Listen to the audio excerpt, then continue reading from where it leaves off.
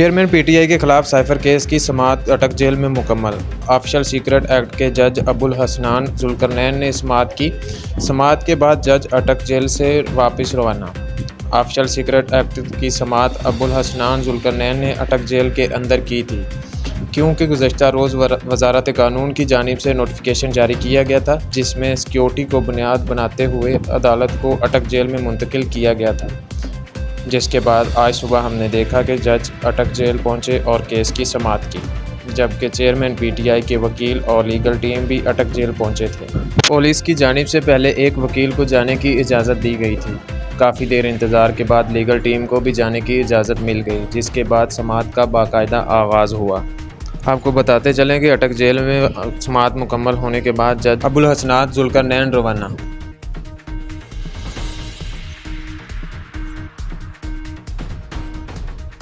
نگراں وفاقی کابینہ بجلی کے بلوں میں ریلیف دینے پر کوئی فیصلہ نہ کر سکی۔ وابڈہ اور تقسیم کار کمپنیوں کے ملازمین کی مفت بجلی کے معاملے پر بھی کوئی فیصلہ نہ ہو سکا۔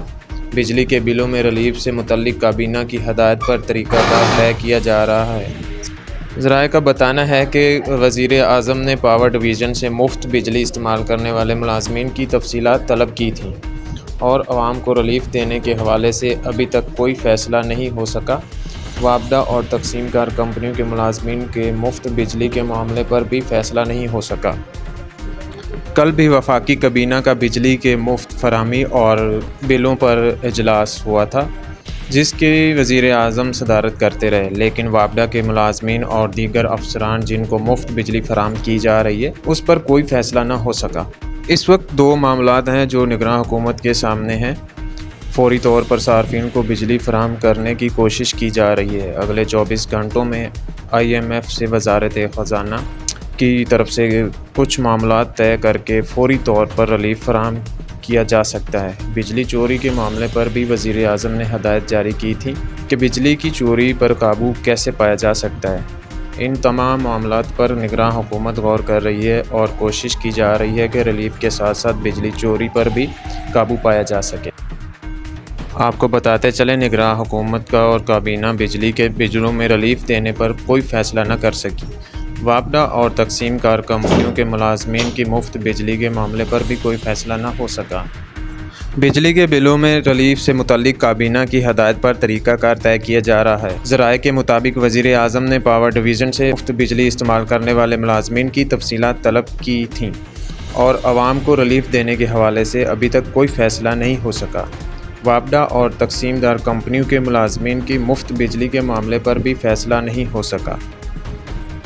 اگلے 24 گھنٹوں میں IMF سے وزارت خزانہ کی طرف سے کچھ معاملات طے ہو سکتے ہیں، جس کے نتیجے میں فوری طور پر ریلیف فراہم کیا جا سکتا ہے۔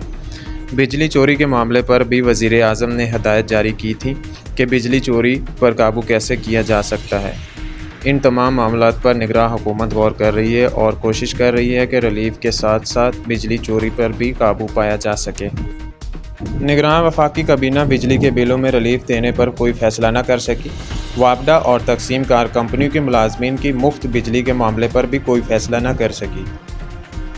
بجلی کے بلوں میں ریلیف سے متعلق کابینہ کی ہدایت پر طریقہ کار طے کیا جا رہا ہے۔ اگلے 24 گھنٹوں میں IMF سے معاملات طے کر کے ریلیف فراہم کیا جا سکتا ہے۔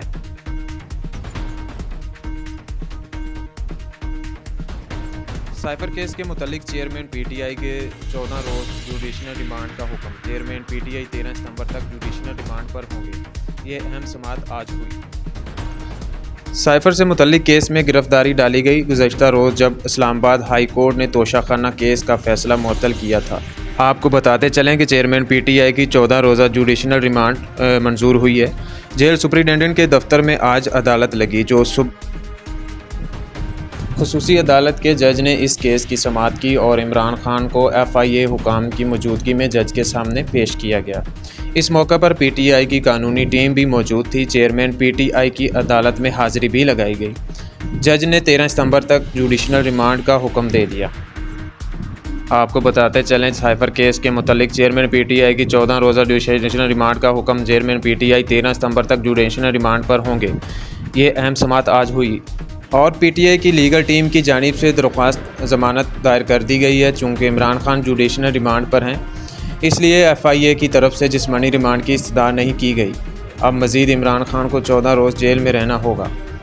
اسی دوران ان کی ضمانت کی درخواست بھی دائر ہو چکی ہے، اب دیکھنا ہوگا اس پر کیا فیصلہ ہوگا۔